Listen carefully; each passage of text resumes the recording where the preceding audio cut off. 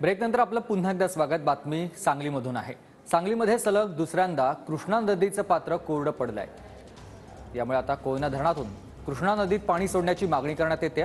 कृष्णा नदी कोरडी पडल्यानं अपुरा पाणी पुरवठा होत आहे। 2023 मध्ये पावसाचं प्रमाण कमी झाल्यामुळे कोयना धरणात पाण्याचा साठा कमी झाला होता। याचाच परिणाम म्हणून मागील वर्षी 2 ते 3 वेळा आणि या चालू वर्षी 2 वेळा आपण पाहू शकता कृष्णा नदीचे पात्र कोरडं पडलेलं आहे। कोयना धरणातून पाणी सोडण्यात येणार असल्याची माहिती समोर येत असली तरी जानेवारी असेल फेब्रुवारी असेल 2 वेळा कृष्णा नदीचं पात्र हे कोरडं पडलेलं आहे। महापालिका क्षेत्रात यामुळे अपुरा पाणी पुरवठा सुरू असून सध्या या ठिकाणी भविष्यात मोठं संकट उभा राहण्याची दाट शक्यता आहे। एकंदरीत पाहता मागील वर्षी 3 वेळा या कृष्णा नदीचं पात्र कोरडं पडले होतं आणि या पाण्यावरून अनेक राजकीय वक्तव्य सुद्धा एकमेकावर झाली होती।